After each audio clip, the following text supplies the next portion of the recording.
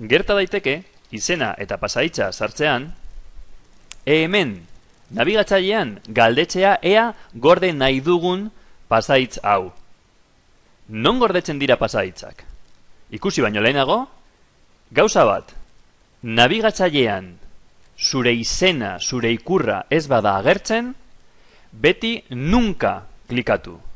Zure izena, zure letra, zure ikurra agertzen bada, orduan bai, gorde dezakezu. Eta orain, ikusiko dugu, non gordetzen dira. Kontu honekin egingo dugu.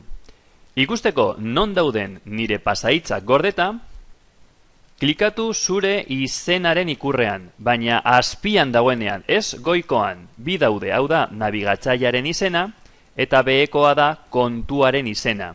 Ireki behar duzu, Googleko aplikazio bat ikusteko hau. Beheko ikurrean klikatu ondoren, klikatu Google kontua.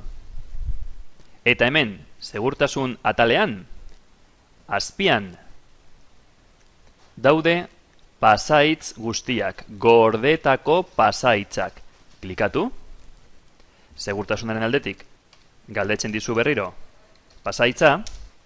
Eta hemen daude gorde dituzun pasahitz guztiak. Ahazten bazaizu, ikusteko, klikatu begian. Eta hemen ikusgai agertuko da. Kontuz, zurea ez den ordenagailu batean nahi gabe gordetzen baduzu pasahitz bat, zoaz aplikazio horretara, Gmail kasu honetan, zoaz Gmailera, agertuko da mezu hau, gordeta dagoela, ezabatzeko, klikatu sakarrontzian. Onartu, eta erabiltzaile horrek ez du gordeko zure pasahitza. Googleko kontuan sakontzeko beste tutorial batean. Eskerrik asko, agur!